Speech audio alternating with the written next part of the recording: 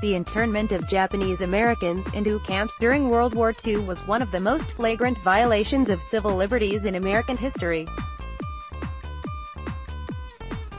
According to the census of 1940, 127,000 persons of Japanese ancestry lived in the United States, the majority on the West Coast. One-third had been born in Japan, and in some states could not own land, be naturalized as citizens, or vote. After Japan bombed Pearl Harbor in December 1941, rumors spread, fueled by race prejudice, of a plot among Japanese Americans to sabotage the war effort. In early 1942, the Roosevelt administration was pressured to remove persons of Japanese ancestry from the West Coast by farmers seeking to eliminate Japanese competition, a public fearing sabotage, politicians hoping to gain by standing against an unpopular group, and military authorities. On February 19, 1942, Roosevelt signed Executive Order 9066, which forced all Japanese Americans, regardless of loyalty or citizenship, to evacuate the West Coast. No comparable order applied to Hawaii, one-third of whose population was Japanese American, or to Americans of German and Italian ancestry. 10 internment camps were established in California, Idaho, Utah, Arizona, Wyoming, Colorado, and Arkansas, eventually holding 120,000 persons. Many were forced to sell their property at a severe loss before departure. Social problems beset the internees. Older Issei immigrants were deprived of their traditional respect when their children, the Nisei, American-born, were alone permitted authority positions within the camps. 5,589 Nisei renounced their American citizenship, although a federal judge later ruled that renunciations made behind barbed wire were void.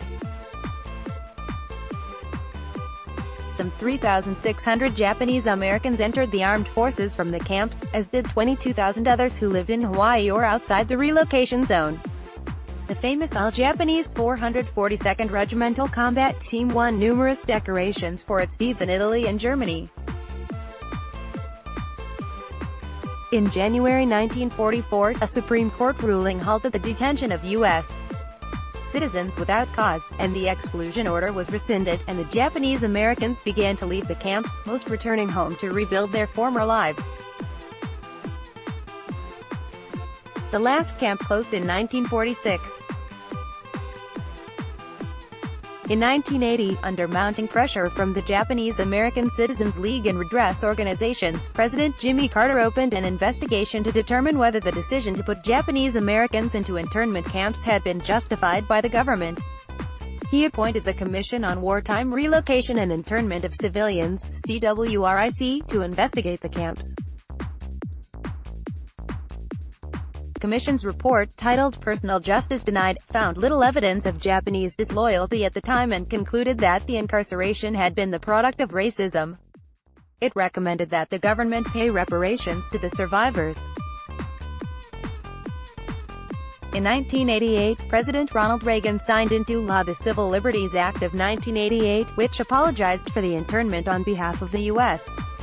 government and authorized a payment of $20,000, equivalent to $41,000 in 2016, to each camp survivor.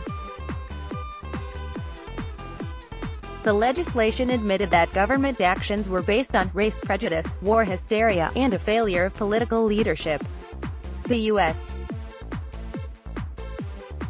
government eventually disbursed more than $1.6 billion, equivalent to $3,240 million in 2016, in reparations to 82,219 Japanese Americans who had been interned in their heirs. Of 127,000 Japanese Americans living in the continental United States at the time of the Pearl Harbor attack, 112,000 resided on the West Coast.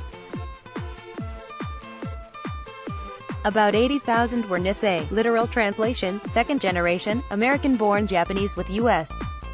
citizenship, and Sansei, third-generation, the children of Nisei. The rest were Issei, first-generation, immigrants born in Japan who were ineligible for U.S. citizenship under U.S. law.